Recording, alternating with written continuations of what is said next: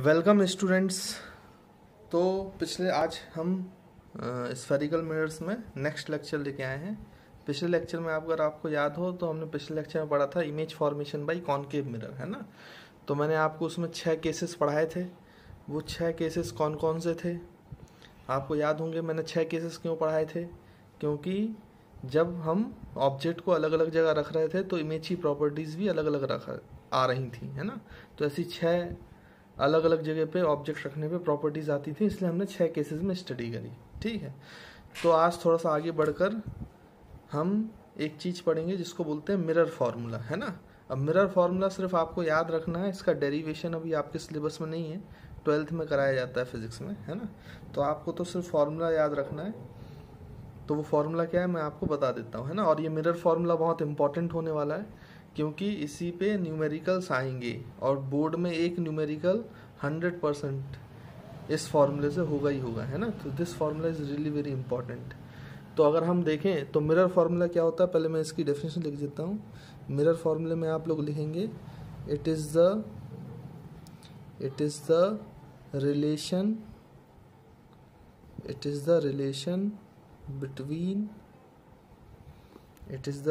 Between u, आपको याद हो तो u क्या था बच्चों, ऑब्जेक्ट डिस्टेंस। अच्छा, ऑब्जेक्ट डिस्टेंस हम बोलते हैं तो ये ऑब्जेक्ट डिस्टेंस कहाँ से लेते हैं? मैंने पहले बताया था आपको, पोल से लेते हैं, है ना। पोल से ऑब्जेक्ट तक की दूरी को ऑब्जेक्ट डिस्टेंस कहते हैं। कॉमा v क्या था बच्चों, इमेज डिस्टेंस। इमेज डिस्टेंस क्या होती है? जो डिस्टेंस पोल से इमेज तक ली जाती है, मतलब distance between pole and image, तो उसको हम इमेज डिस्टेंस बोलते हैं। एंड f क्या था बच्चों, फोकल लेंथ, है ना। फोकल लेंथ फोकस और पोल के बीच की दूरी को बोलते हैं, ना। ये सब आपको पहले बता दिए गए। Focal length of the spherical mirror, यानी मिरर फार्मूला क्या है? मिरर फार्मूला ऐसा रिलेशन है, एक रिलेशन है जो किन किन को रिलेट करता है, object distance, image distance, focal length, spherical mirrors के, है ना। तो it is the relation between u, v and f। अब वो रिलेशन कैसा है तो वो हम देखते हैं। तो आप ऐसे लिखेंगे 1/v plus 1/u is equals to 1/f। तो ये आज का आपका रिलेशन हो गया u, v, f के बीच में, है ना। अब मैं फिर से बोल रहा हूँ, सिर्फ आपको फॉर्मूला याद रख लेना। फॉर्मूला इंपॉर्टेंट है, इसका डेरिवेशन आपसे कोई नहीं पूछने वाला, है ना। तो डेरिवेशन के लिए परेशान नहीं करें, सिर्फ आप फॉर्मूला याद रखें। 1/v plus 1/u is equals to 1/f, है ना। अब ध्यान से देखें तो v आपको पता ही है, इमेज डिस्टेंस है। u आपको पता है, ऑब्जेक्ट डिस्टेंस है। f आपको पता है, फोकल लेंथ है। और आप ये याद रखेंगे, नोट क्या याद रखेंगे नोट में, कि पुट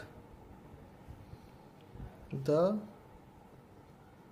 वैल्यू ऑफ u या फिर v एंड f, किसी की वैल्यू अगर आपको पुट करनी है, या तो u की पुट करनी पड़े, या v की करनी पड़े, या फिर f की करनी पड़े, इनकी जो वैल्यू पुट करेंगे आप with proper sign.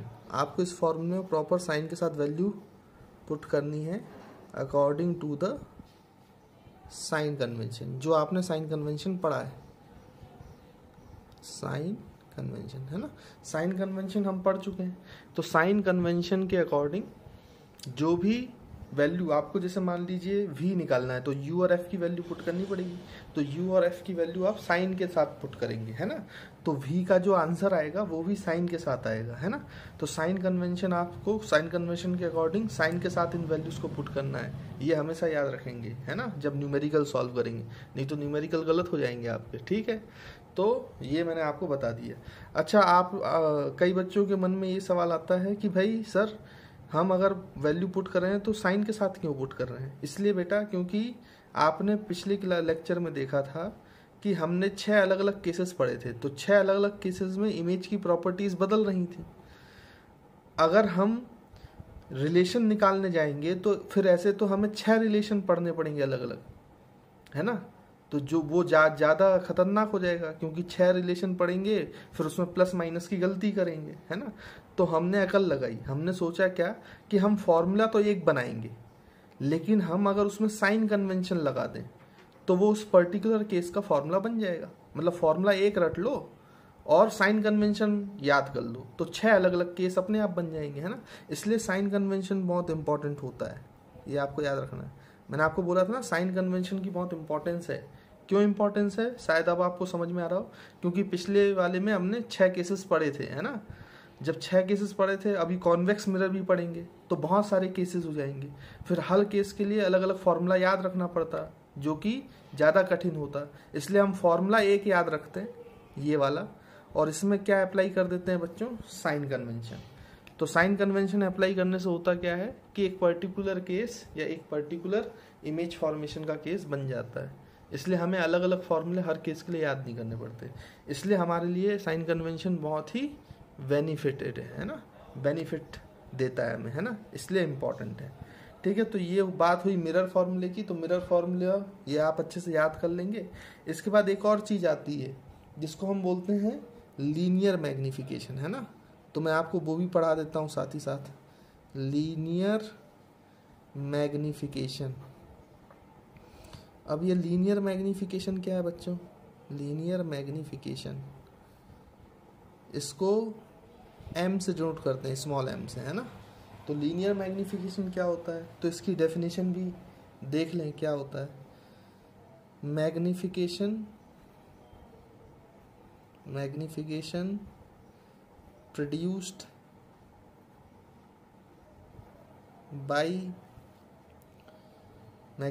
produced by spherical mirrors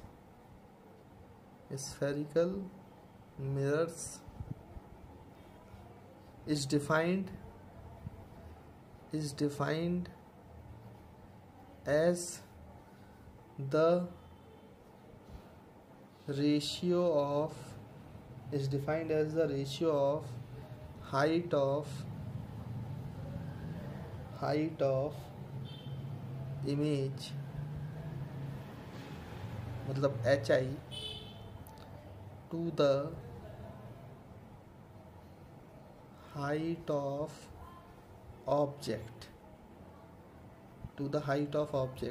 bracket में H0। तो लीनियर मैग्नीफिकेशन मैथमेटिकली कैसे समझाया गया है, कैसे डिफाइन किया गया है।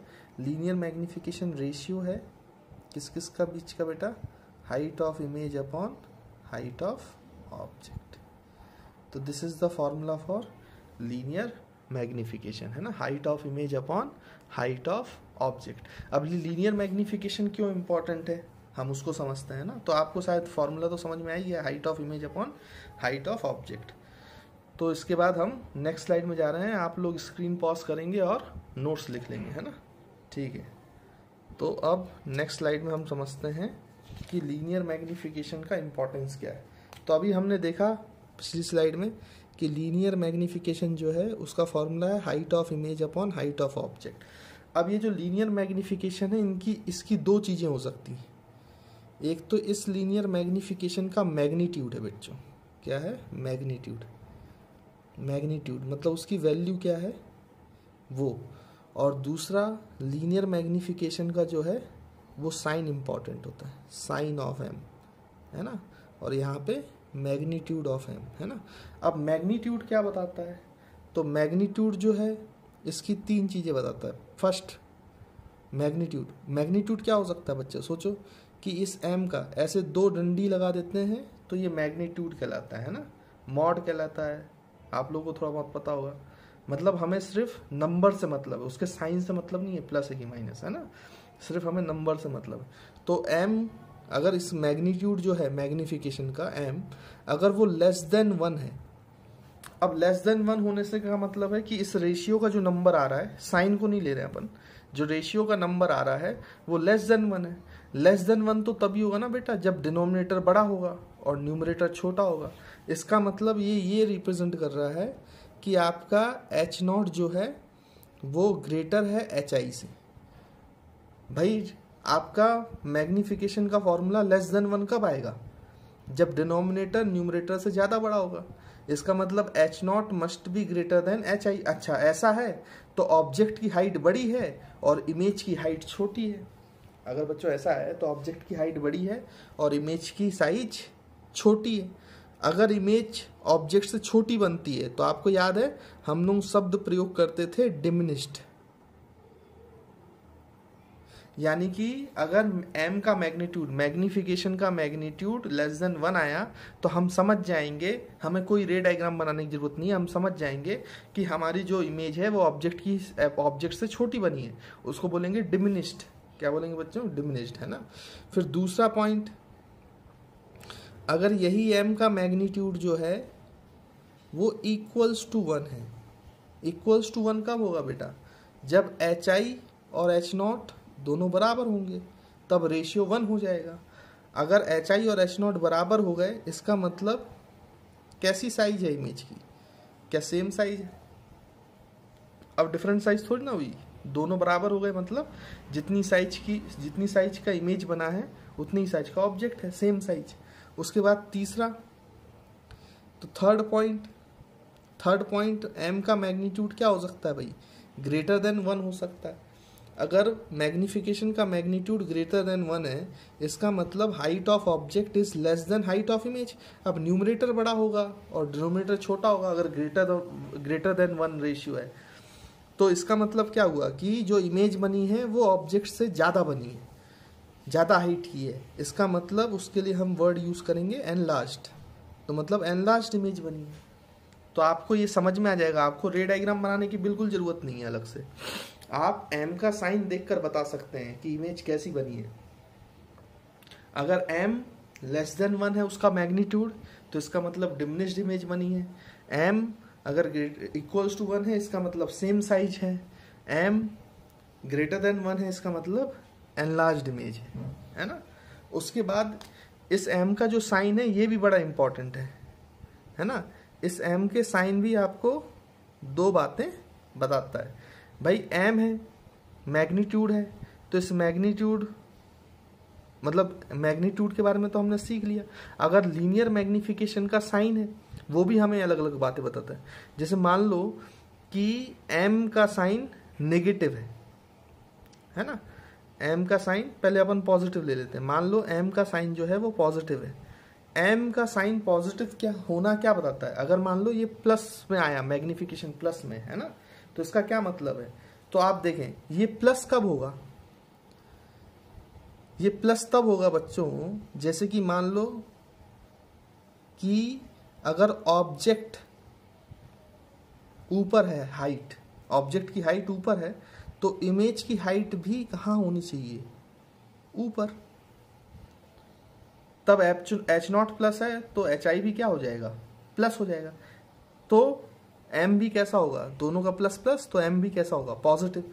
या फिर एक कंडीशन और हो सकता है कि h0 ऑब्जेक्ट की हाइट जो है वो नेगेटिव है, बिलो एक्सिस है, तो हाइट ऑफ इमेज भी नीचे बने, मतलब ये दोनों नेगेटिव हो जाएं।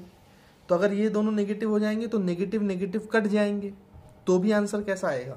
पॉजिटिव। यानी कि अगर ऊपर ऑब्जेक्ट है तो इमेज भी ऊपर बननी चाहिए, या फिर नीचे ऑब्जेक्ट है तो इमेज भी नीचे बननी चाहिए। तो ये कैसी इमेज है बच्चों? मतलब इस m का साइन कैसा होगा? पॉजिटिव। m का साइन पॉजिटिव का होने का मतलब क्या है? कि जिधर ऑब्जेक्ट है उधर ही इमेज है। इसका मतलब इमेज कैसा है बेटा? इरेक्ट। इमेज कैसी बनी है बच्चों? इरेक्ट। और मैंने आपको बताया है कि जब वर्चुअल इमेज बनती है तभी वो इरेक्ट होती है, तो आप समझ जाएंगे वर्चुअल एंड इरेक्ट। तो वर्चुअल एंड इरेक्ट इमेज कब बनती है? जब m कैसा होगा बच्चों? m का साइन कैसा होगा? अब कोई रे डायग्राम बनाने की जरूरत नहीं है, हम लीनियर मैग्निफिकेशन के साइन से समझ जाएंगे कि वर्चुअल इरेक्ट है कि रियल इन्वर्टेड है। वर्चुअल एंड इरेक्ट होता है अगर m का साइन कैसा होता है? पॉजिटिव। और m का साइन पॉजिटिव कैसा होगा? या तो h0 hi दोनों पॉजिटिव हो, या h0 hi दोनों ही नेगेटिव है, मतलब जिधर ऑब्जेक्ट हो उधर ही इमेज बनी हो, है ना। तो दोनों केसेस में क्या होगा बच्चों? आपका जो वो है साइन वो कैसा होगा? पॉजिटिव होगा। अब उसके बाद m नेगेटिव हो अगर, मतलब यहाँ पे हम लिख सकते हैं m का साइन पॉजिटिव है, इसका मतलब आपकी इमेज बनी है वर्चुअल एंड इरेक्ट। अब अगर साइन आपका नेगेटिव है, अब आपका साइन नेगेटिव है यदि, तो क्या होगा बच्चों? नेगेटिव का क्या मतलब है? नेगेटिव होने का मतलब है, यहाँ पे लिख लेते हैं, ध्यान से देखो। नेगेटिव तो तब होगा या तो न्यूमरेटर नेगेटिव हो या तो डिनोमिनेटर नेगेटिव हो। मान लो कि मैं h0 को प्लस ले रहा हूँ, मतलब ऊपर की तरफ, तो इमेज कहाँ बनेगी? नीचे की तरफ बननी चाहिए ना। अगर ऑब्जेक्ट ऊपर है तो इमेज कहाँ होनी चाहिए? नीचे, तभी तो एच आई नेगेटिव आएगा। तो h0 पॉजिटिव है बट एच आई नेगेटिव है, तो यहाँ पे ये नेगेटिव ये पॉजिटिव, तो इसका आंसर क्या आएगा मैग्निफिकेशन का? नेगेटिव, है ना। या फिर ऐसा हो कि h0 ऑब्जेक्ट नीचे हो और इमेज ऊपर हो, तो अब हाइट ऑफ ऑब्जेक्ट नेगेटिव है, हाइट ऑफ इमेज कैसी है? पॉजिटिव है, तो यहाँ रखने पे भी आंसर क्या आएगा? नेगेटिव। इसका मतलब जिधर ऑब्जेक्ट है उसके दूसरे साइड पे इमेज बन रही है। ऑब्जेक्ट ऊपर है तो नीचे बन रही है, और नीचे है तो ऊपर बन रही है। तो हम बोलेंगे ये जो इमेज है आपकी, ये आपकी इन्वर्टेड इमेज है, क्योंकि ऑब्जेक्ट ऊपर और इमेज नीचे, या फिर ऑब्जेक्ट नीचे तो उसके उल्टा बन रही है, तो इन्वर्टेड है। और मैंने आपको पहले बताया है कि जब इन्वर्टेड इमेज बनती है तब रियल होती है। तो यानी कि मैग्निफिकेशन का साइन नेगेटिव है, तो रियल एंड इन्वर्टेड इमेज। तो हम यहाँ लिख लेते हैं। तो कैसी इमेज बन रही है बच्चों? Real and inverted, real and inverted. तो ध्यान से देखो, इमेज की बहुत सारी जानकारी हमें सिर्फ m से मिल जाती है, लीनियर मैग्निफिकेशन से। इसलिए ये लीनियर मैग्निफिकेशन बड़ा इंपॉर्टेंट है ना, बहुत काम आता है हमारे। हमें अगर ये पता है तो हमें रे डायग्राम बनाने की जरूरत नहीं पड़ती, सिर्फ इसका मैग्नीट्यूड देखकर और इसका साइन देखकर हम इमेज की प्रॉपर्टीज बता देते हैं। जैसे इसके मैग्नीट्यूड को देख के कैसे बताते हैं, तो मैंने आपको पहले ही बता चुका है कि मैग्नीट्यूड अगर लेस देन 1 होगा तो डिमिनिश्ड इमेज है, इक्वल्स टू 1 होगा तो सेम साइज है, ग्रेटर देन 1 होगा तो एनलार्ज है, और अगर m का साइन पॉजिटिव है तो वर्चुअल एंड डायरेक्ट है, और अगर m का साइन नेगेटिव है तो रियल एंड इन्वर्टेड है ना। अब एक चीज मैं और बता दूं, थोड़ा सा मैग्निफिकेशन के फॉर्मूले को थोड़ा सा और अच्छे से समझते हैं ना। इसके साथ एक और फॉर्मूला रिलेट होता है, वो भी मैं आपको बता देता हूँ। तो मैग्निफिकेशन का फॉर्मूला आपको पता है, मैग्निफिकेशन का हमने फॉर्मूला पढ़ा कि height of image upon height of object, है ना, ये भी अपन ने पढ़ा। इसका एक और फॉर्मूला है जो हमें निकालना है, वो हम निकालते हैं। तो उसके लिए हमें थोड़ा सा रे डायग्राम का कॉनकेव मिरर में जो हमने इमेज फॉर्मेशन पढ़ा उसका यूज़ लेना पड़ेगा। तो आप कोई भी केस ले लो, हमने बहुत सारे केसेस पढ़े थे ना बेटा रे डायग्राम के पिछले लेक्चर में, है ना। अभी उसमें से कोई भी केस ले लेते हैं। मान लो ये पोल है, ये इसका फोकस है, ये इसका सेंटर ऑफ कर्वेचर है, और मान लो इन्फिनिटी और सेंटर ऑफ कर्वेचर के बीच में आपका ऑब्जेक्ट है।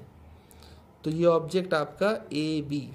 अब इसकी इमेज बनाने के लिए हमें कम से कम 2 रे चाहिए, क्योंकि उसका इंटरसेक्शन ही तो इमेज होगी रिफ्लेक्टेड रेस का, और 2 रिफ्लेक्टेड रेस का इंटरसेक्शन कराने के लिए 2 इंसिडेंट रे चाहिए। तो 2 इंसिडेंट रे कैसे बनाएंगे बच्चों, उसको बनाते हैं, ठीक। तो पहली एक रे, तो आपको पता है कि पैरेलल टू प्रिंसिपल एक्सिस ले आओ। जो रे पैरेलल आती है बच्चों, वो कहाँ से पास होती है? वो फोकस से पास होती है, आपको पता है। तो एक रिफ्लेक्टेड रे तो मिल गई, दूसरी कहाँ से लाएंगे? दूसरा हम वो चौथा रूल यूज कर लेते हैं। याद है आपको एक रूल कि एक रे अगर पोल पे गिरेगी, तो अगर ये एंगल थीटा पे गिरती है तो थीटा एंगल पे ही रिफ्लेक्ट होती है। Angle of incidence equals to angle of reflection, ये हमने पढ़ा हुआ है ना। जब पोल पे गिरती है तो angle of incidence equals to angle of reflection, तो ये ऐसे पास हो जाएगी। तो ये जो 2 रे हैं वो यहाँ कट कर रही है, मतलब ये आपका इमेज बन गया ए डैश बी डैश। ये आपकी बच्चों क्या बन गई? इमेज बन गई, है ना। अब ध्यान से देखो, तो आपको बताया हुआ है कि ऑब्जेक्ट से दूरी जो होती है, पोल से ऑब्जेक्ट के बीच की दूरी, पोल और ऑब्जेक्ट के बीच की दूरी, उसको हम बोलते हैं u। ऑब्जेक्ट और पोल के बीच की दूरी को हम क्या बोलते हैं बच्चों? u। और ये भी आपको बताया है कि इमेज और पोल के बीच की दूरी जो होती है उसको क्या बोलते हैं बेटा? v, है ना, उसको हम बोलते हैं v। और फोकल लेंथ, फोकस और पोल के बीच की जो दूरी है उसको आप फोकल लेंथ बोलते हैं, यानी कि उसको f से डिनोट करते हैं, है ना। ये आपको बातें सभी पता है। अब हम यहाँ पे थोड़ी सी चीज़ें और ध्यान से देखें। तो ये जो आपका ए बी है ये हाइट ऑफ ऑब्जेक्ट है, और आपका ए डैश बी डैश है ये आपका हाइट ऑफ इमेज है। अब आप जरा 2 ट्राइंगल देखें। Triangle ABP and triangle A', B', P। आप ध्यान से देखो तो एक ट्राइंगल आपको दिखेगा ABP, देखो आप ABP, ये वाला ट्राइंगल आपको दिख रहा होगा ABP, है ना, ये वाला ट्राइंगल। और आप ध्यान से देखो तो आपको दूसरा ट्राइंगल दिख रहा है A', B', P दिखाई दिया बच्चों। अब ध्यान से देखो इन दोनों ट्राइंगल में कुछ कुछ सिमिलरिटीज हैं। पहला तो इनका एक एक एंगल थीटा थीटा है, तो इनका दूसरा एंगल जो है वो 90-90 है। तो तीसरा एंगल जो होगा वो भी कैसा होगा बच्चों, सेम होगा। तीनों एंगल सेम होते हैं तो ये कौन से ट्राइंगल कहलाते हैं, ये आपने पहले पढ़ा होगा मैथ्स में, इनको सिमिलर ट्राइंगल्स बोलते हैं। जब दो ट्राइंगल के एंगल सेम हो जाते हैं तो उनको हम कौन सा ट्राइंगल बोलते हैं, सिमिलर। तो हम यहाँ बोल सकते हैं कि जो आपका ABP है is similar to triangle A', B', triangle ABP is similar to triangle A', B', अगर आपने सिमिलर ट्राइंगल्स की कहानी पढ़ी है तो आपको ये भी याद होगा कि सिमिलर ट्राइंगल्स में करेस्पॉन्डिंग साइड का रेशियो सेम होता है। मतलब अगर हम परपेंडिकुलर का रेशियो लेंगे और बेस का रेशियो लेंगे तो उन दोनों का रेशियो सेम होगा। अगर आपके ट्राइंगल कैसे हैं बेटा, सिमिलर, जैसे यहाँ पे ABP ट्राइंगल और A', B', ट्राइंगल सिमिलर है, तो हम क्या बोल सकते हैं, हम बोल सकते हैं कि उनके करस्पॉन्डिंग साइड का रेशियो कैसा होगा, सेम। तो हम करस्पॉन्डिंग साइड लेते हैं भाई। देखो आप इमेज का परपेंडिकुलर लो, मतलब इमेज वाले का A', B', P का, तो उसका जो परपेंडिकुलर है वो क्या है बच्चों, A', B', अपॉन, तो ABP का परपेंडिकुलर क्या है, करस्पॉन्डिंग साइड है ना, परपेंडिकुलर लेना है दोनों का, तो AB, इसका रेशियो इनके बेस के रेशियो से भी सेम होगा। अब बेस का रेशियो लेते हैं तो A', B', में बेस का रेशियो, बेस क्या है बेटा, B', P, तो हम लिख लेते हैं B', P, और इसमें लिख लेते हैं आप ABP में, तो आपको समझ में आएगा कि उसके जो साइड है, बेस है, वो है BP। तो इनके परपेंडिकुलर की साइड का जो रेशियो है वही रेशियो किसका है, बेस के साइड का, है ना। तो ये दोनों रेशियो बराबर होते हैं, ये आपको पता होगा। ये सिमिलर ट्राइंगल्स की क्या है बच्चों, प्रॉपर्टी है। ठीक, तो अब यहाँ तक समझ में आया होगा आपको, है ना। अब यूजिंग साइन कन्वेंशन, आपको याद है मैंने कहा था कि बहुत सारे फॉर्मूले नहीं पढ़ते हम, एक फॉर्मूला बनाते हैं और उसमें साइन कन्वेंशन अप्लाई करते हैं तो हमें सारे केसेस बन जाते हैं। तो यूजिंग साइन कन्वेंशन, अब साइन कन्वेंशन क्या पढ़ा था बच्चों, कि जिधर गई इंसिडेंट रेज, जैसे यहाँ पे इंसिडेंट रेज टूवर्ड्स राइट जा रही, तो जहाँ इंसिडेंट रेज जाएंगी उस डायरेक्शन को हम कौन सी डायरेक्शन मानेंगे, पॉजिटिव, और उसकी अपोजिट डायरेक्शन क्या मानेंगे, नेगेटिव। सारी डिस्टेंसेस कहाँ से मेजर करेंगे, पोल से, है ना। तो साइन कन्वेंशन यूज करते हैं अगर हम, तो ध्यान से देखो A',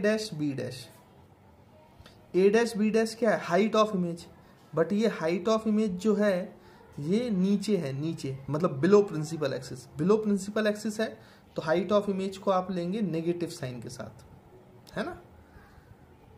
उसके बाद AB, तो AB जो है वो प्रिंसिपल एक्सिस के अबव है, तो अबव प्रिंसिपल एक्सिस जो हाइट है उसको लेते हैं पॉजिटिव, तो हाइट ऑफ ऑब्जेक्ट है ये AB, तो AB का जो साइन है वो पॉजिटिव H0 हो जाएगा क्योंकि अबव प्रिंसिपल एक्सिस है ना। उसके बाद ध्यान से देखो B',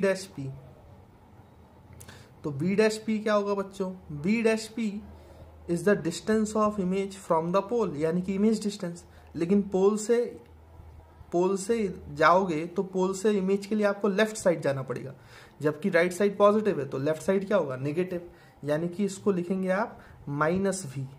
इमेज की दूरी तो है बट पोल से पीछे जाना पड़ रहा है, इसलिए V नहीं लेंगे, क्या लेंगे बेटा, -V।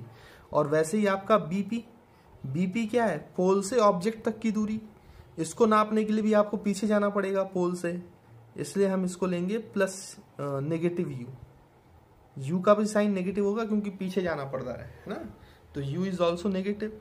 अब ये जो वैल्यूज हैं आप इस इक्वेशन नंबर 1 पे डालो तो आपको देखो क्या मिलेगा, A', B', तो ये -HI upon H0 is equals to यहाँ पे बी डैश पी मतलब minus V upon B P यानी कि minus U, minus minus cancel, ये माइनस उधर ले जाओ तो इसको ऐसा भी लिख सकते हैं H I upon H naught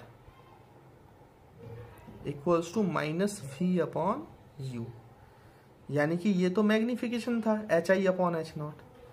तो मैग्निफिकेशन का एक और फॉर्मूला मिला बच्चों आपको, ऑब्जेक्ट डिस्टेंस और इमेज डिस्टेंस से भी आप मैग्निफिकेशन निकाल सकते हो बट माइनस साइन के साथ, v अपॉन यू।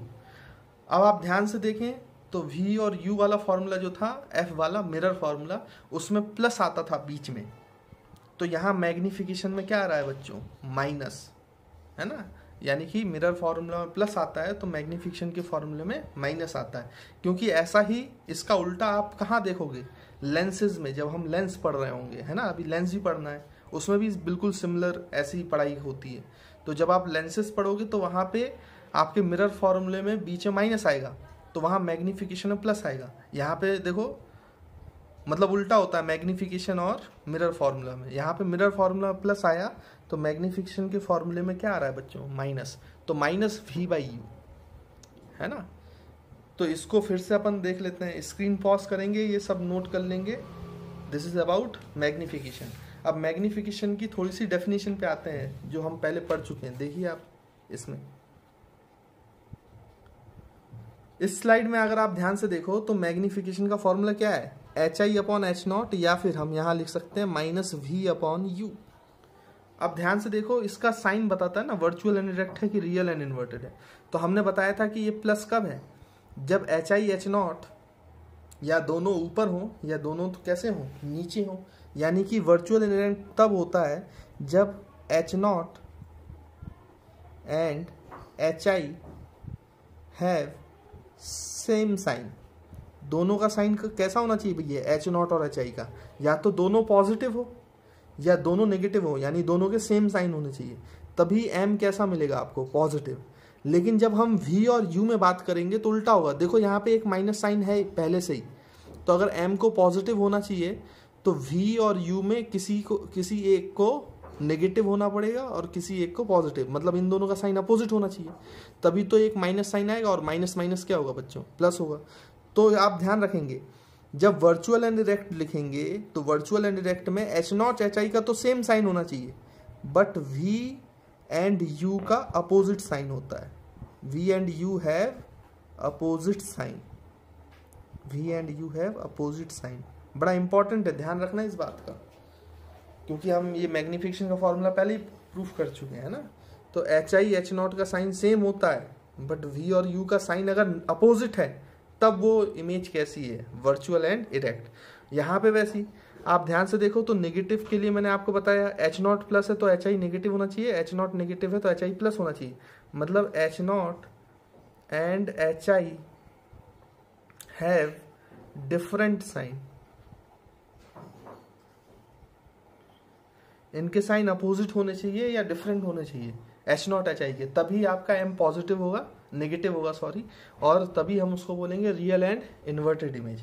वैसे ही यहाँ पे माइनस साइन है तो नेगेटिव होना चाहिए, तो इसका मतलब वी और यू का साइन कैसा होना चाहिए, सेम, या तो पॉजिटिव पॉजिटिव तभी नेगेटिव आएगा, या फिर नेगेटिव नेगेटिव तो भी नेगेटिव आएगा, है ना। तो हम लिख सकते हैं V and U have same sign, मतलब उल्टी कंडीशन होती है, जो एच नॉट एच आई की कंडीशन है उससे उल्टा होता है वी और यू की कंडीशन, है ना। ये बात ध्यान रखेंगे अच्छे से, यानी कि वर्चुअल एंड डायरेक्ट केस में एच आई एच नॉट का सेम साइन होता है, वी एंड यू का अपोजिट साइन होता है, और एच नॉट एच आई का अपोजिट साइन होता है जब रियल एंड इन्वर्टेड होती है, और वी और यू का सेम साइन होता है। तो ये भी आप मेंशन कर लेंगे, नोट कर लेंगे अच्छे से, है ना। तो स्क्रीन पॉज कर लेंगे और इसको नोट कर लेंगे, ठीक है। तो हम अब आगे बढ़ते हैं। अब आपको अगर पिछला लेक्चर याद होगा तो मैंने वहाँ पे बहुत सारे आपको साइन लिखवाए थे, है ना बच्चों, बहुत सारे साइन लिखवाए थे, अगर आपको याद हो, मुझे पता नहीं आपको याद है कि नहीं। पिछला लेक्चर आपको देखा हो तो मैंने you V F H naught H आई ऐसे टेबल बनवाई थी और साइन लिखवाए थे ना। तो उसमें एक साइन लिखना हम भूल गए थे या लिखा नहीं था अपन ने, वो कौन सा साइन था बच्चों, एम का, है ना। तो मैं वो स्लाइड वापस ला रहा हूँ जो हम पिछले लेक्चर में पढ़ चुके हैं, और उस स्लाइड में हम m का साइन अब डालना चालू करेंगे। ठीक है, तो मैं दिखाता हूँ आपको। तो ये देखिए, ये image formation by concave mirror था। इसमें आप स्लाइड में देखेंगे तो हमने यहाँ पे m का साइन छोड़ दिया था, है ना। अब m का साइन क्या होगा, ये कैसा पता करेंगे हम। तो आपको मैंने बताया कि m का साइन पॉजिटिव मतलब वर्चुअल एंड डायरेक्ट, और m का साइन नेगेटिव मतलब रियल एंड इन्वर्टेड। आप ध्यान से देखो तो यहाँ पे रियल एंड इन्वर्टेड साइन था, मतलब रियल एंड इन्वर्टेड इमेज बनी थी पहले केस में जब ऑब्जेक्ट इन्फिनिटी पे था, है ना। तो रियल इन्वर्टेड इमेज के लिए m का साइन कैसा होता है बेटा, नेगेटिव।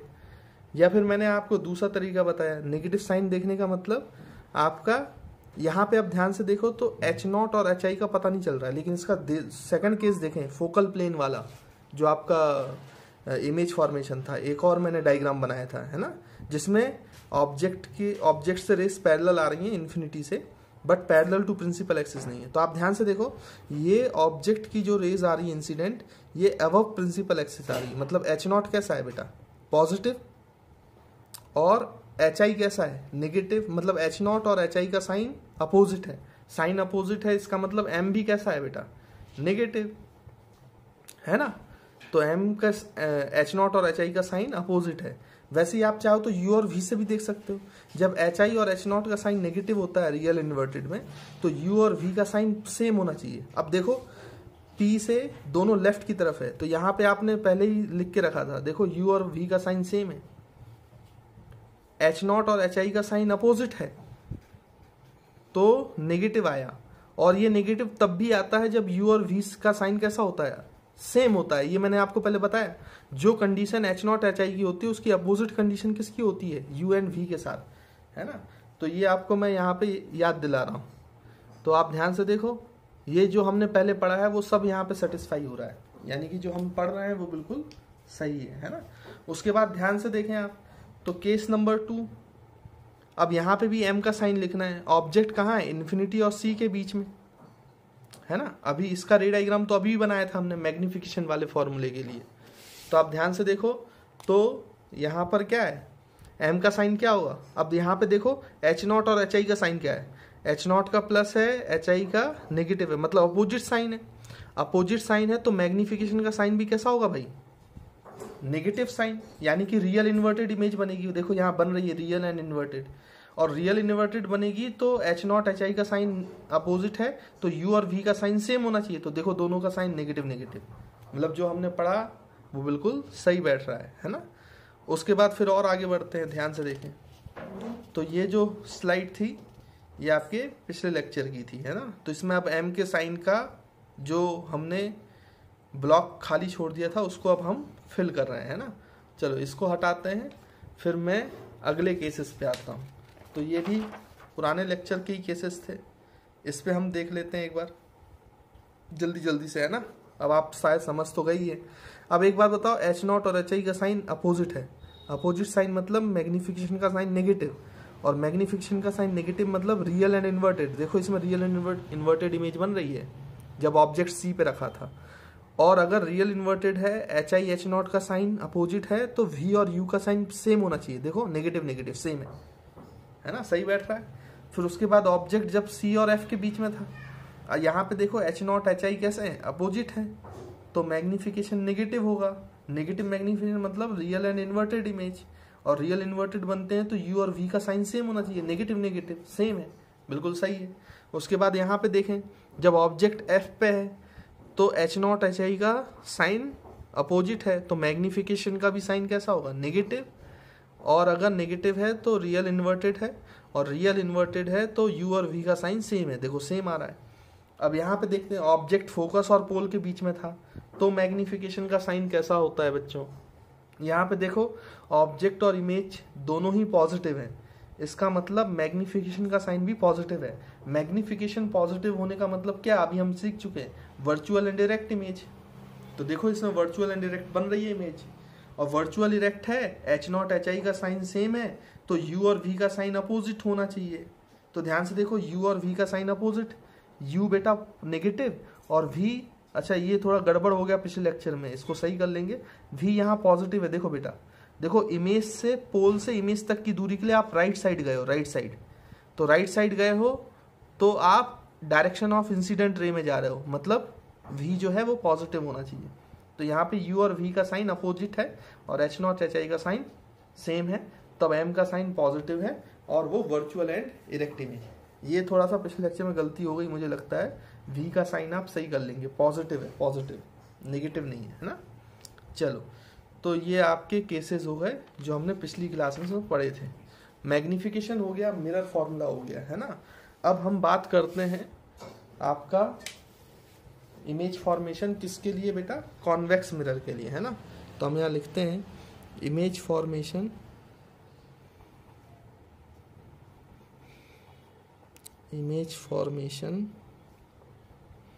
By convex mirror.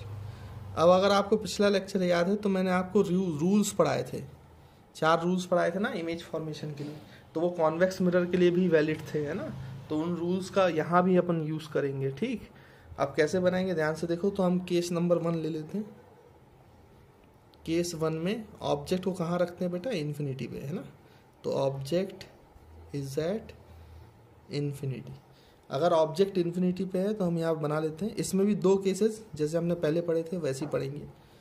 पहला केसेस तो ये आपका कॉन्वेक्स मिरर है। कॉन्वेक्स मिरर मेरे ख्याल से सभी को, बच्चों को बनाना आता है ना, ऐसे। और ये प्रिंसिपल एक्सिस, ये आपका पोल, इसका फोकस इस साइड होगा क्योंकि इसका सेंटर इस साइड होगा, ये सेंटर ऑफ कर्वेचर, है ना। फिर मैंने आपको बोला था कि ऑब्जेक्ट, अब ऑब्जेक्ट इन्फिनिटी है तो इन्फिनिटी से कैसी रेज आती हैं बच्चों, ऑब्जेक्ट इन्फिनिटी पे रखा है तो इन्फिनिटी से कैसी रेज आती है, पैरेलल। अब मैंने आपको बताया था इसमें भी 2 केसेस हो सकते हैं पैरेलल रेज आने से। एक तो पैरेलल रेज आए और पैरेलल टू प्रिंसिपल एक्सिस आए, पैरेलल रेज आए और पैरेलल टू प्रिंसिपल एक्सिस आए।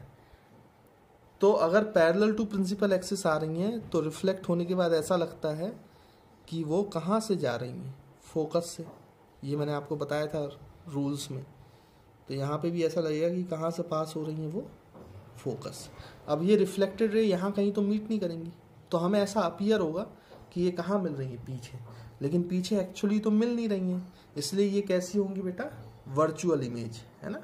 कैसी इमेज है ये, वर्चुअल, क्योंकि एक्चुअल मीटिंग तो हो नहीं रही।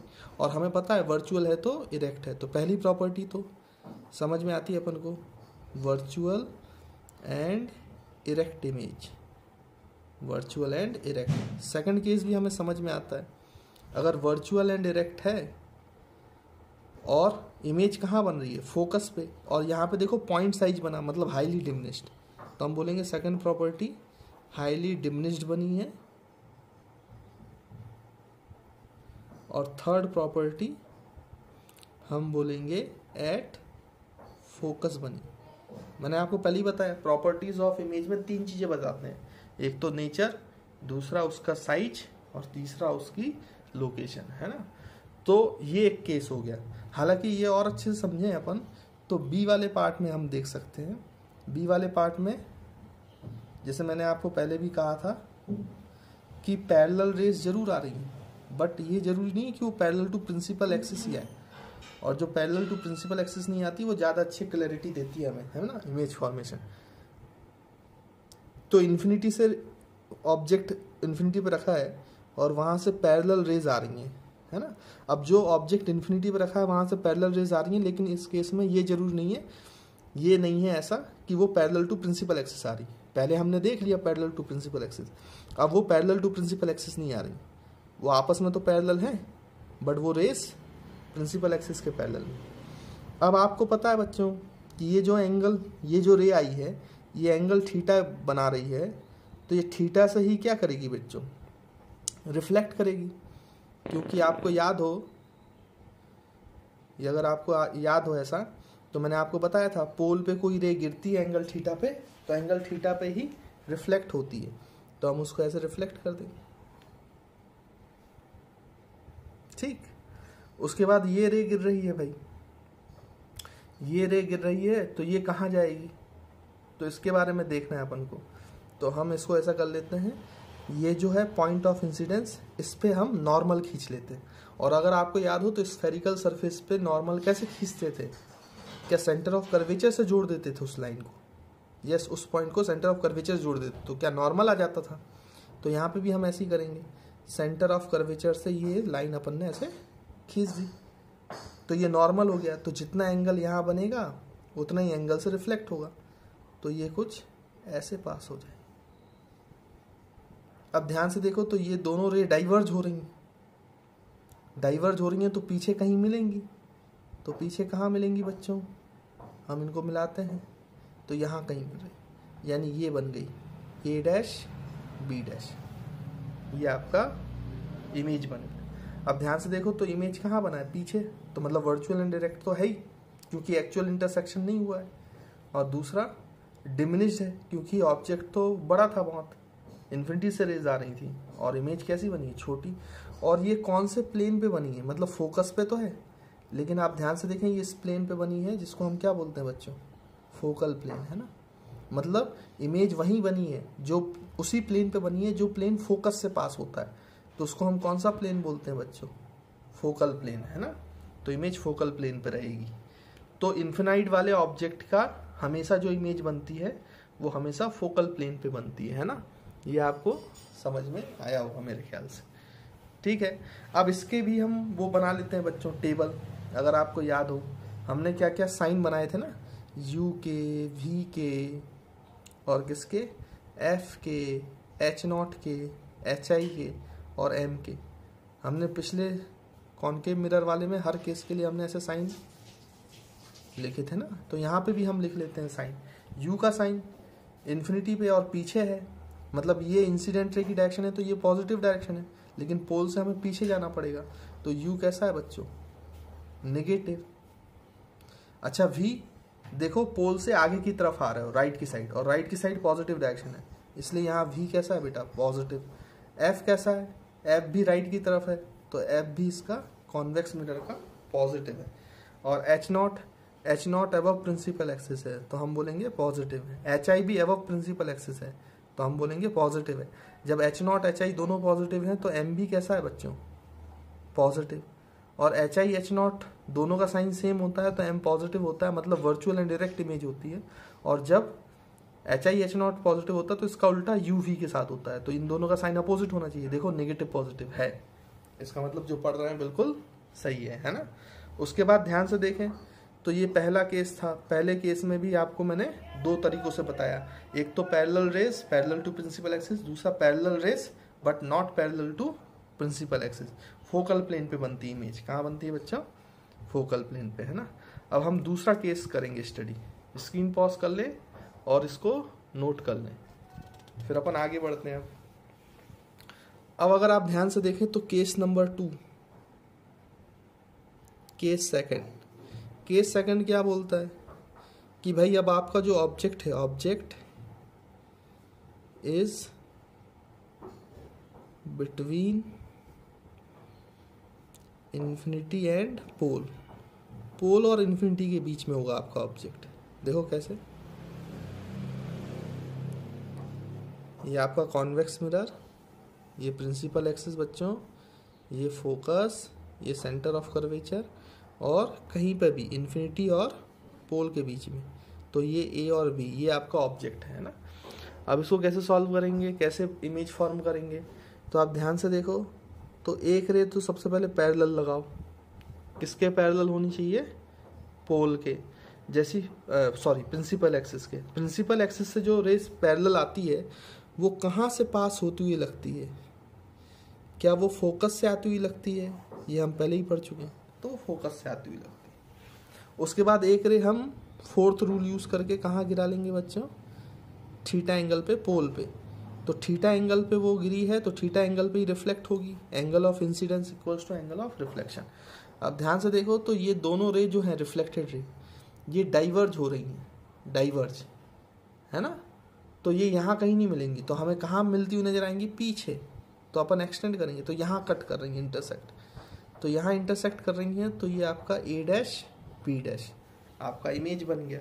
अब आप ध्यान से देखो तो ए डैश बी डैश जो आपकी इमेज बनी है उसमें क्या हो रहा है बच्चों? क्योंकि पीछे एक्चुअल में इंटरसेक्शन नहीं हुआ है ना, ये हमें होता हुआ महसूस हो रहा है, इसलिए हम बोलेंगे कि ये वर्चुअल इरेक्ट इमेज है। तो हम बोलेंगे पहला नेचर कि कैसा है बेटा, वर्चुअल एंड इरेक्ट इमेज बनेगी। दूसरा, वर्चुअल एंड इरेक्ट तो है ही, दूसरा क्या है, डिमिनिश्ड है। भाई ऑब्जेक्ट की साइज से आप ध्यान से देखो तो छोटी बन रही है।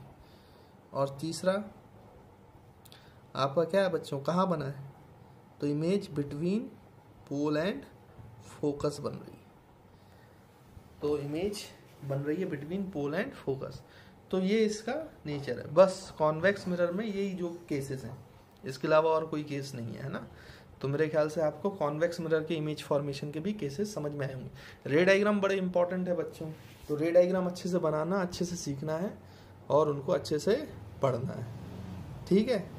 तो ये आप लोग पढ़ लेंगे। एक चीज़ और, जो हम पहले साइन लिखते आए हैं, इसमें भी साइन लिख लेते हैं। कैसे, आपको याद होगा हम किस किस के साइन लिखते हैं, you V F H naught H आई और एम का, मैग्नीफिकेशन का, है ना। अब ध्यान से देखो तो इनके साइन कैसे लिखेंगे अपन, यहाँ पे लिखते हैं यू का साइन। देखो यू, ये इंसिडेंट रे की डायरेक्शन है, तो ये पॉजिटिव डायरेक्शन हुई, लेकिन पोल से ऑब्जेक्ट के लिए हमें पीछे आना पड़ेगा, तो यू कैसा होगा बच्चों, नेगेटिव। वी राइट साइड जाना पड़ रहा है, पोल से आगे की तरफ मतलब पॉजिटिव डायरेक्शन में, तो वी पॉजिटिव होगा। एफ फोकल लेंथ के लिए भी आगे जाना पड़ रहा है, तो फोकल लेंथ भी पॉजिटिव होगा। H not height of object above है, तो एच नॉट भी कैसा है बच्चों, पॉजिटिव। एच आई भी कैसा है, अबव प्रिंसिपल एक्सिस, तो पॉजिटिव। तो एम भी कैसा होगा, पॉजिटिव। देखो एच आई एच नॉट दोनों पॉजिटिव हैं, तो एम भी कैसा होना चाहिए, पॉजिटिव। एम पॉजिटिव होने का मतलब क्या है, वर्चुअल एंड डायरेक्ट इमेज। और वर्चुअल एंड डायरेक्ट इमेज में दोनों का साइन अगर सेम है, एच नॉट एच आई का, तो यू और वी का अपोजिट साइन होना चाहिए। देखो मैंने पहले बताया आपको, तो इन दोनों का साइन देखो नेगेटिव, अपोजिट भी आ रहा है, एक का नेगेटिव एक का पॉजिटिव, यानी जो हमने जो पढ़ा है वो बिल्कुल सही है। हर तरीके से मैंने आपको इमेज फॉर्मेशन बता दिया है। और मिरर फॉर्मूला अच्छे से रट लेंगे और मैग्नीफिकेशन का फॉर्मूला अच्छे से रख लेंगे। और आप ये याद रखेंगे कि मैग्नीफिकेशन और मिरर के फॉर्मूले में सारी वैल्यू साइन के साथ रखेंगे, साइन कन्वेंशन अप्लाई करने कर तो पर्टिकुलर केस बन जाएगा, जिस केस की हमें चर्चा कर दी है ना। तो हमें बहुत सारे फॉर्मूले याद रखने की ज़रूरत नहीं है, ठीक है। तो ये आप इमेज फॉर्मेशन भी जल्दी से कर दो, है ना। अब बच्चों हम लोग थोड़े से यूजेस भी देख लेते हैं कॉनकेव और कॉन्वेक्स मिरर के, है ना। तो मैं आप लोगों को यहाँ पे यूजेस लिख लिए हैं, आपको मैं बता देता हूँ कि क्या क्या यूजेस होते हैं। जैसे पहले हम पढ़ लेते हैं यूजेस ऑफ कॉनकेव मिरर। तो कॉनकेव मिरर क्या क्या यूज़ हैं, तो पहला use, they are used to concentrate sunlight to generate high temperature in solar furnace. होता क्या है बच्चों कि यहाँ पे मान लो आपका सोलर फर्नेस है या सोलर कुकर है, कुछ भी है जो लाइट से चलता है ना, तो हम क्या करते हैं कि जो आपका कॉनकेव मिरर है उसको इस तरीके से अरेंज करते हैं कि ये इसके फोकस पे होता है। अब यहाँ से लाइट रेज ऐसे आती हैं, तो ये सारी लाइट रेज आपको पता है पैरेलल टू प्रिंसिपल एक्सिस हम अगर उनको रखेंगे तो ये कंसंट्रेट हो जाएंगी, मतलब एक ही पॉइंट पे आके मिलेंगी, फोकस वाली। और वहाँ पे हम सोलर फर्नेस रख देते हैं, सोलर कुकर रख देते हैं, तो उससे फ़ायदा ये होता है कि यहाँ पे हाई इंटेंसिटी की लाइट मिल जाती है, सारी रेज आके यहीं मिल जाती हैं, तो एक बहुत ज़्यादा इंटेंस बन जाता है ना, जिसके कारण हमें टेम्परेचर बहुत हाई मिलता है ना। तो ये फ़ायदा है। दूसरा, concave mirror is used as a shaving mirror. Shaving mirror की तरह यूज़ होता है। शेविंग मिरर की तरह क्यों यूज़ होता है बच्चों, क्योंकि ध्यान से अगर आप देखें तो कॉनकेव मिरर में, क्योंकि हमें ज़्यादा बड़ी इमेज चाहिए होती है, एनलार्ज्ड व्यू चाहिए इमेज का, तभी तो हम अच्छे से शेविंग कर पाएंगे, है ना। तो ये आपका फोकस है, ये आपका सेंटर ऑफ कर्वेचर है। तो आपको याद होगा कि अगर हम पोल और फोकस के बीच में ऑब्जेक्ट रखेंगे, है ना, तो हमें इसकी इमेज बनती है वर्चुअल एंड डायरेक्ट, और इससे एनलार्ज बनती है। अगर आपको याद हो केस, मैं यहाँ रे डायग्राम नहीं बना रहा हूँ, मैं आपको सिर्फ बता रहा हूँ, है ना, कि अगर आप ऑब्जेक्ट को पोल और फोकस के बीच में रखेंगे तो जो आपकी इमेज है वो इरेक्ट ही बनती है, सीधी बनेगी और बड़ी बनेगी। तो जब हम शेविंग करते हैं तो हम इस तरीके से एडजस्ट करते हैं कि पोल और फोकस के बीच में हमारा चेहरा हो, ताकि उसकी इमेज बड़ी बने तो हमें शेविंग करने में आसानी हो, है ना। तीसरी चीज़ कि they are also used by dentist to see an enlarge view of teeth. आपने कभी अगर डेंटिस्ट के पास गए होंगे तो डेंटिस्ट के पास एक छोटा सा कॉनकेव मिरर होता है ना, ऐसे चम्मच टाइप, तो उसको जब वो अंदर दांतों में देखती है तो उसको एनलार्ज्ड व्यू मिलता है। उसमें भी ये यूज़ होता है कि आपके टीथ को, ऑब्जेक्ट को ऐसा इतनी दूरी पर रखा जाता है ताकि वो पोल और फोकस के बीच में आ जाए, तो उसकी एनलार्ज्ड इमेज बनती है ना, वो भी इरेक्ट वाली। फिर आपका चौथा जो यूज़ है कॉनकेव मिरर का, concave mirrors are used as reflectors in torches, car headlights, search lights. ऐसा क्यों होता है भाई, जैसे टॉर्च है, अगर हमें बहुत दूर तक रोशनी फैलानी हो तो हम कैसे फैलाएंगे, तो पैरेलल रेज बहुत दूर तक जाती हैं, है ना, बिना इंटेंसिटी कम हुए, मतलब उतना उजेला देते हुए बहुत दूर तक जाती हैं। कौन सी रेज बच्चों, आपकी पैरेलल रेज। तो पैरेलल रेज कैसे करेंगे, तो हम क्या करते हैं कि ऐसे एक मिरर लगा देते हैं और फोकस पर आपका बल्ब लगा देते हैं, फोकस पे आपका बल्ब लगा देते हैं। जैसे टॉर्च है तो टॉर्च में आपने देखा होगा कि फोकस पे बल्ब रहता है और पीछे ऐसा, मतलब पूरे टॉर्च में ऐसे कॉनकेव एक मिरर लगा रहता है। तो इससे जब लाइट रेज निकलती हैं तो इससे टकराने के बाद अब फोकस से कोई भी लाइट रेज आएगी तो आपको पता है वो पैरेलल हो जाएगी, पैरेलल टू प्रिंसिपल एक्सिस। तो ये पैरेलल रेज फिर बहुत दूर तक जाती है ना, और उसका वो जो लाइटनिंग है, इंटेंसिटी है, मतलब उजाला है, वो भी कम नहीं होता क्योंकि पैरेलल बीम बन जाती है ना। तो ये आपको समझना पड़ेगा। तो ये यूजेस थे कुछ जो आपको पढ़ लेना, लिख लेना आप लोग, यूजेस ऑफ कॉनकेव मिरर। फिर हम बात करें यूजेस ऑफ कॉन्वेक्स मिरर। तो कॉन्वेक्स मिरर के क्या यूजेस हैं, तो कॉन्वेक्स मिरर जो है used as a reflector in street light, street lights में रिफ्लेक्टर्स की तरह यूज़ करता है। या फिर it is used as rear view mirror in automobiles, जो आपकी गाड़ियां हैं, कार हैं, उन सब में जो आपका एक मिरर लगा रहता है ना, जो जिससे हम पीछे वाले को देख पाते हैं, तो वो रियर व्यू मिरर कहलाता है। तो वो हमेशा कॉन्वेक्स मिरर का बना होता है ना, ये बात याद रखेंगे। It is also used as security mirrors in shops. तो कई जगहों पे मिरर में, हालांकि अब तो बंद हो गया, अब सीसीटीवी आ गया है, लेकिन पहले के ज़माने में जब सीसीटीवी नहीं हुआ करते थे तो कॉन्वेक्स मिरर आप किसी भी शॉप के एक कोने में लगा रहता था। तो उस जो शॉप का ऑनर होता था उसको सारे लोग सीसीटीवी कैमरे में, सीसीटीवी बोल रहा हूँ मैं, इस कॉन्वेक्स मिरर में दिख जाते थे, इसलिए इसको सिक्योरिटी मिरर की तरह भी यूज़ करते थे, है ना। अब क्यों दिख जाते थे, क्योंकि ये जो कॉन्वेक्स मिरर है ये बहुत बड़े एरिया को, छोटा मिरर भी होगा तो बहुत बड़े एरिया को ये दिखा सकता है। वो कैसे होता है बच्चों, उसको थोड़ा समझें। ये तीनों में वही है, क्योंकि एरिया बढ़ा देगा वो। तो स्ट्रीट लाइट के लिए भी ज़्यादा एरिया चाहिए, रियर व्यू मिरर भी देख रहे हो तो उसके लिए भी आपका ज़्यादा एरिया कवर करना चाहिए उसको, तो ज़्यादा चीज़ें दिखेंगी आपको पीछे की, है ना। और सिक्योरिटी मिरर्स में पूरी शॉप दिखनी चाहिए थी, है ना। वो कैसे होता है वो आपको मैं बताता हूँ, थोड़ा समझाता हूँ। जैसे मान लीजिए एक एरिया है, अब यहाँ पे मान लीजिए आपने प्लेन मिरर लगा के रखा है, ठीक। अब प्लेन मिरर लगा के रखा है तो आप एक बार बताओ, कोई भी चीज़ आप देख रहे हैं तो वो कितने एरिया को कवर करता है। तो एक लाइट आप रे आपने एकदम एक्सट्रीम पे गिराई तो यहाँ पे ये नॉर्मल हो गया, तो उतने ही एंगल पे वापस आ गया। फिर आपने दूसरे एक्सट्रीम पे गिराया मिरर पे, तो वो भी उतने ही एंगल पे वापस आ गया। तो आप ध्यान से देखें, ये एरिया प्लेन मिरर कवर कर सकता है जहाँ तक उसकी रेज आती है। अगर आप यहाँ खड़े हैं तो ये रेज यहाँ तक जा सकती हैं। इसको बोलते हैं फील्ड ऑफ व्यू, कि आपको कितना दिखाई दे रहा है ना, फील्ड ऑफ व्यू। तो इसमें देखो फील्ड ऑफ व्यू इतना है, प्लेन मिरर है, लेकिन इसी की जगह अगर मान लो मैं इतना ही बड़ा प्लेन मिरर के जैसा एक कॉन्वेक्स मिरर लूँ और अब मैं देखूँ तो आपका एक ऐसे गया तो वो ऐसे आएगा, और एक एक्सट्रीम पे ऐसे रह गई तो वो ऐसे आएगी। आप ध्यान से देखो तो इसने कितना फील्ड ऑफ व्यू कवर किया, फील्ड ऑफ व्यू FOV, है ना।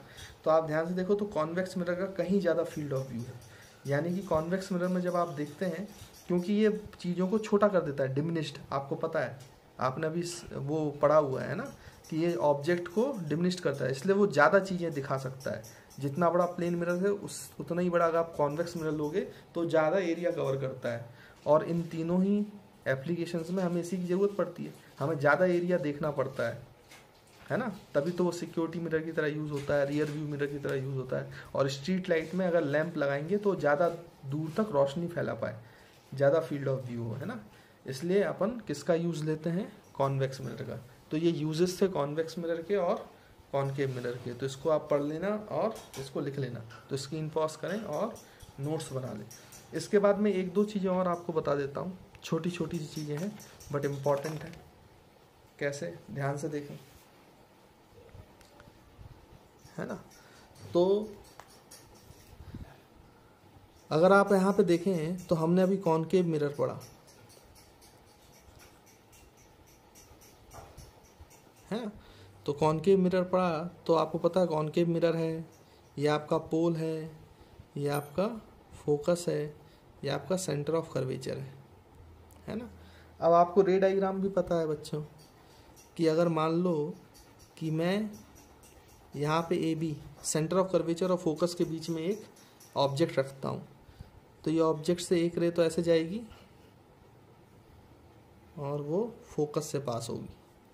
और आपको पता है कि अगर मैं दूसरी रे ऐसे ले जाऊँ, पोल पे गिराऊँ, कितने एंगल पे गिराऊँ बच्चों, थीटा एंगल पे गिराऊँ, तो वो थीटा एंगल पे ही रिफ्लेक्ट होगी, तो ऐसे आएगी। यहाँ कट करेगी तो ये इमेज यहाँ बननी है ना, ए डैश बी डैश, ठीक।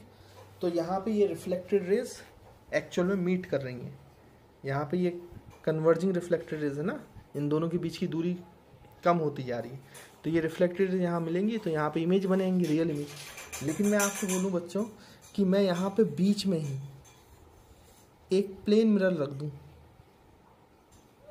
प्लेन मिरर, यानी रिफ्लेक्टेड रेज मिलती, लेकिन उससे पहले ही मैंने क्या रख दिया बेटा, प्लेन मिरर। तो प्लेन मिरर रखने पे होगा क्या कि ये जो रेज ऐसे आ रही थी कन्वर्जिंग रेज, ये रिफ्लेक्टेड रेज हैं किसके लिए, मिरर के लिए, कॉनकेव मिरर के लिए। रिफ्लेक्टेड रेज किसके लिए बच्चों, कॉनकेव मिरर के लिए। लेकिन क्योंकि ये प्लेन मिरर की तरफ आ रही है, प्लेन मिरर की तरफ, इसलिए प्लेन मिरर के लिए तो इंसिडेंट रेज हो जाएंगी। आप इस बात को अच्छे से समझें कि जो रेज हैं वो किसी मिरर के लिए इंसिडेंट रेज हो सकती हैं और किसी मिरर के लिए रिफ्लेक्टेड रे भी हो सकती हैं। जैसे ये रिफ्लेक्टेड रेज हैं, दूर जा रही हैं, किससे, कॉनकेव मिरर से, तो कॉनकेव मिरर के लिए तो ये रिफ्लेक्टेड रे हैं, बट इस प्लेन मिरर के लिए ये इंसिडेंट रेज हैं क्योंकि इसकी तरफ आ रही हैं। अब ध्यान से देखो तो ये इंसिडेंट रेज जो हैं ये कन्वर्जिंग आई, कन्वर्जिंग, यानी कि वो यहाँ पे जब मिरर रखा जाएगा, अगर ये मिरर नहीं होता तो इमेज यहाँ बनती, लेकिन यहाँ पे तो मिरर आ गया तो इमेज तो यहाँ बनेगी नहीं, फाइनल इमेज।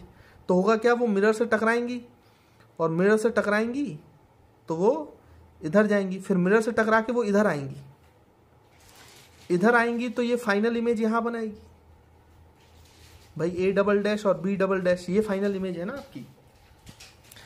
अब ध्यान से देखो तो प्लेन मिरर में ये जो रेज हैं ये एक्चुअल मीट कर रही हैं, एक्चुअली मीट कर रही हैं। ये रिफ्लेक्टेड रेज है ना प्लेन मिरर के लिए, तो ये एक्चुअल मीट कर रही हैं, मतलब ये जो इमेज बनी है प्लेन मिरर की, ये आपकी रियल इमेज है। अब थोड़ा आप समझे बात को। आप लोग बोलोगे सर जब हमने प्लेन मिरर में इमेज फॉर्मेशन पढ़ा था तब तो वहाँ रियल इमेज नहीं बनती थी, आपने बताया था कि वर्चुअल एंड डायरेक्ट इमेज है, तो अब यहाँ पर रियल इमेज कैसे बन गई। अब यहाँ पे यही समझना है आपको, मैं ये समझाना चाहता हूँ, है ना।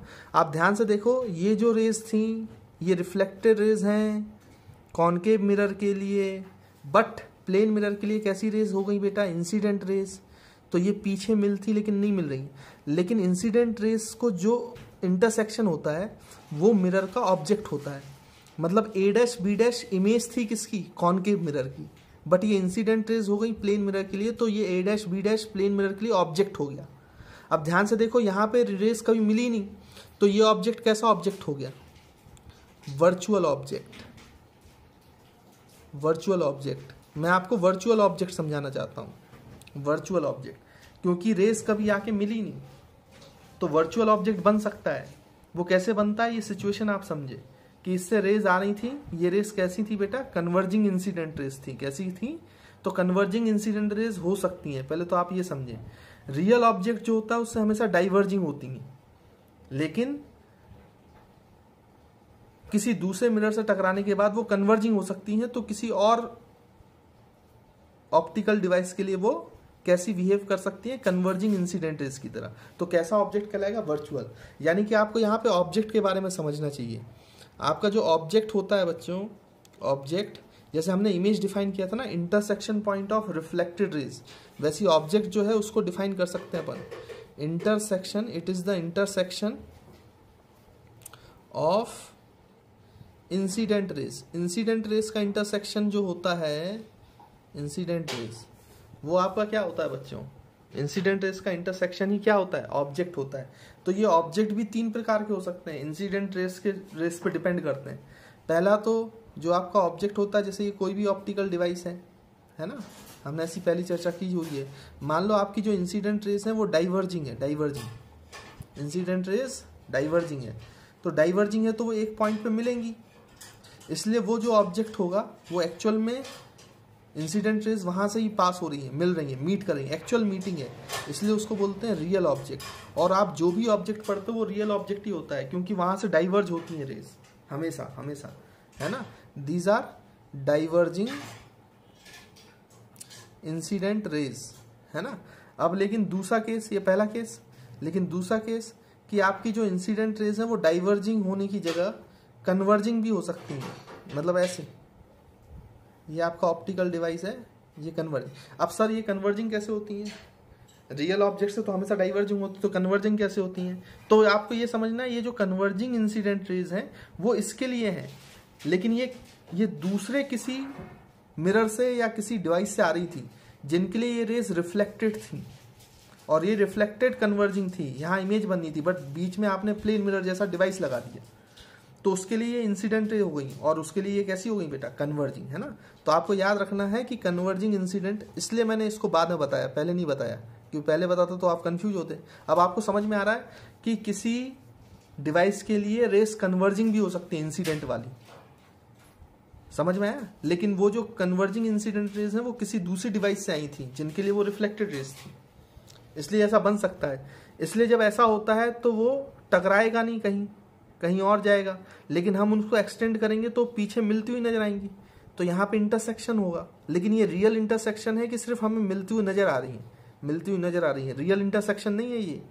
इसलिए ये जो ऑब्जेक्ट है, ऑब्जेक्ट, इसको हम वर्चुअल ऑब्जेक्ट बोलेंगे, इट इज वर्चुअल ऑब्जेक्ट। और तीसरा टाइप का जो ऑब्जेक्ट होता है वो आपकी, अगर इंसिडेंट रेज जो है, कन्वर्जिंग इंसिडेंट रेज, अगर पैरेलल इंसिडेंट रेज है, पैरेलल इंसिडेंट रेज, तो याद करो हमने इमेज में भी ऐसा बोला था, अगर पैरेलल है तो वो कहाँ जाके मिलेंगे बेटा, इन्फिनिटी पे। तो हम बोलेंगे ऑब्जेक्ट इज एट इन्फिनिटी।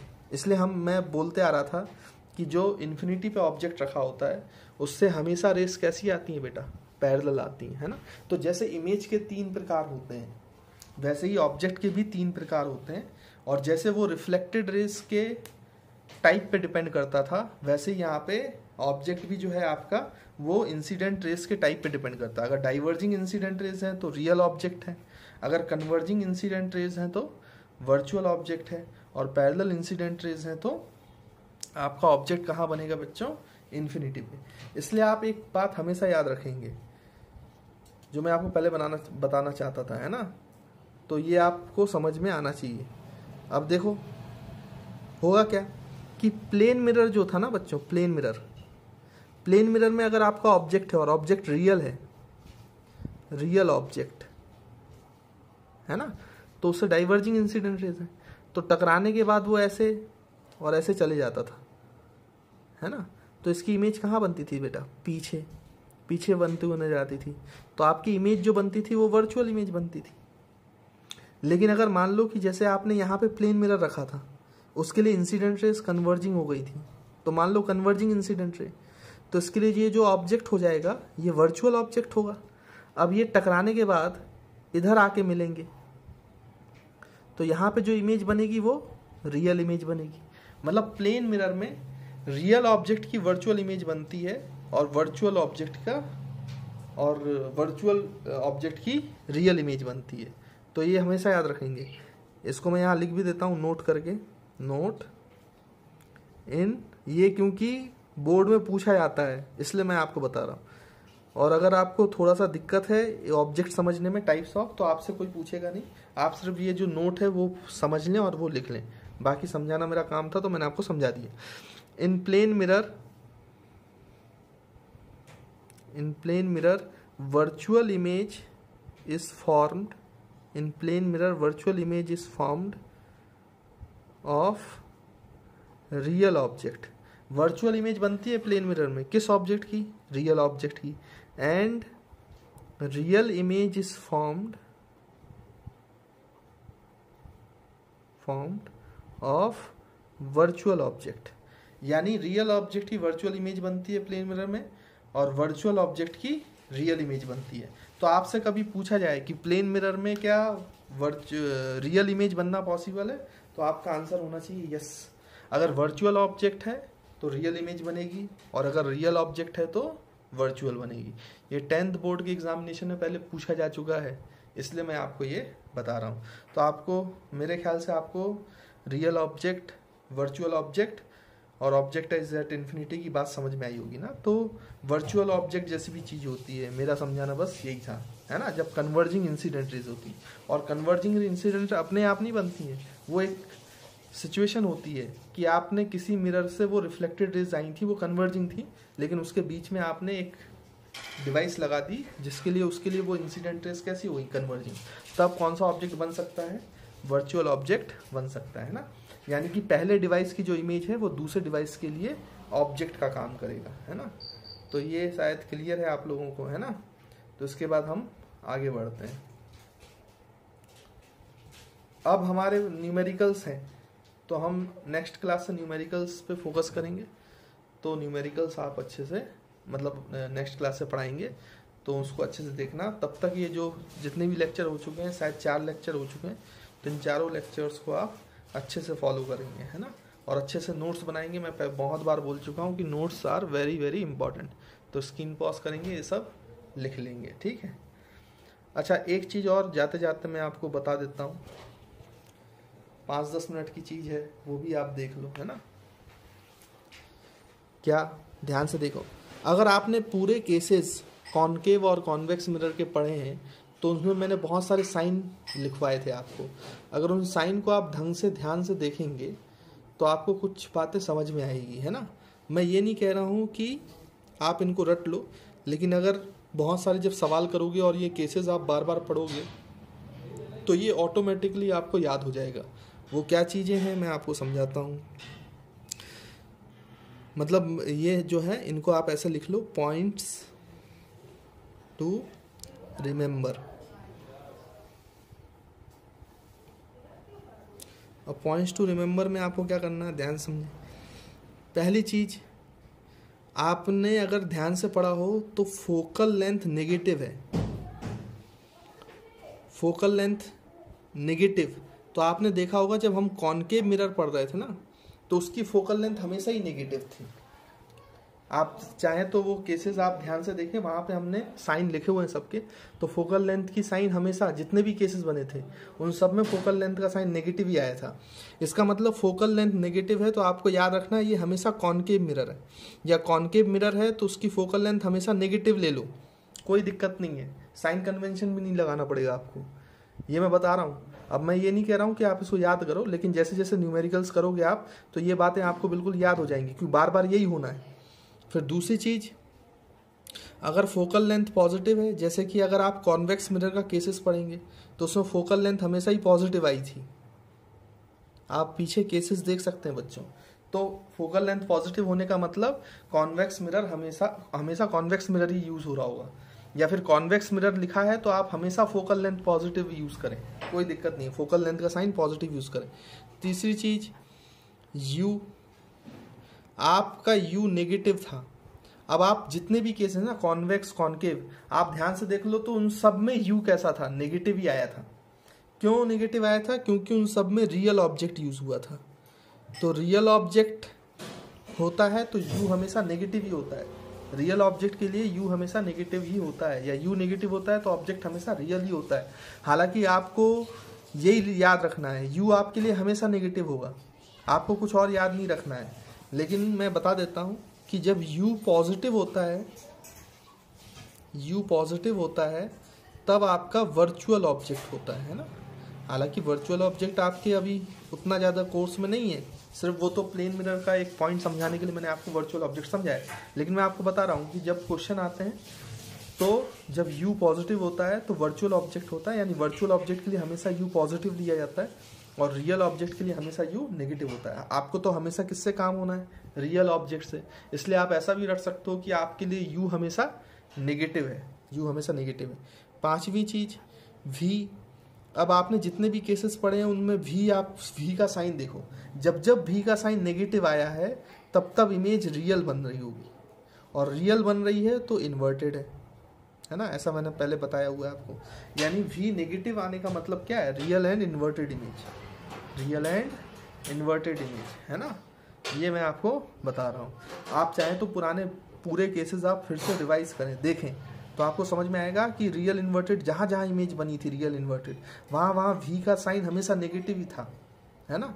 और छठवीं चीज कि v पॉजिटिव आता है जब, तो आपको जितने भी पुराने केसेस पढ़ाए गए उन सब में v पॉजिटिव तब था जब इमेज वर्चुअल एंड डायरेक्ट थी। फिर से मैं बोल रहा हूँ कि मैं ये नहीं कह रहा हूँ कि आप इसको रट लें, लेकिन मैं आपको बता रहा हूँ अगर केसेस आप अच्छे से पढ़ेंगे और न्यूमेरिकल्स करेंगे तो ये ऐसी चीज़ है जो रट जाएगी, तो न्यूमेरिकल बहुत जल्दी सॉल्व होंगे। और अगर आपको याद है अच्छे से तो आपको न्यूमेरिकल में साइन कन्वेंशन की चिंता नहीं करनी पड़ेगी, बहुत जल्दी आप लगा लेंगे, है ना। तो फोकल लेंथ कॉन्केव मिरर के लिए हमेशा नेगेटिव रखेंगे, कॉन्वेक्स मिरर के लिए हमेशा फोकल लेंथ पॉजिटिव ही होगी, रियल ऑब्जेक्ट के लिए हमेशा u का साइन पॉजिटिव नेगेटिव होगा, वर्चुअल ऑब्जेक्ट के लिए हमेशा साइन जो होगा वो u का पॉजिटिव होगा, आपका v जो है वो हमेशा रियल एंड इन्वर्टेड इमेज के लिए नेगेटिव आएगा और वर्चुअल एंड डायरेक्ट इमेज के लिए हमेशा पॉजिटिव आएगा। बस एक बात याद रखेंगे, ये जो चीज़ आपको याद होनी है और यह आप याद रखेंगे, माइंड पे रखेंगे, ये मिरर्स के लिए ही उपयोगी है, मतलब ये स्फेरिकल मिरर्स के लिए काम आएगी, है ना। बाद में ये चीज़ें हम क्योंकि बाद में रिफ्रैक्शन पढ़ने वाले हैं, उसमें लेंसेस पढ़ने वाले हैं, तो ये लेंसेस के लिए नहीं होगा, क्योंकि लेंसेस के लिए वहाँ पे थोड़ा सा चेंज आएगा। इसलिए मैं आपसे बोल रहा हूँ सिर्फ आप ये किसके लिए याद रखें? मिरर्स के लिए। लेंसेस के लिए जब आएगा तो लेंसेस के लिए मैं आपको बता दूंगा, है ना। तो ये अच्छे से देख लो, इनको अच्छे से नोट कर लो और ये ध्यान रखें आप अच्छे से, है ना। तो बाकी अब न्यूमेरिकल्स चालू करेंगे हम नेक्स्ट लेक्चर से, ठीक है। Thank you.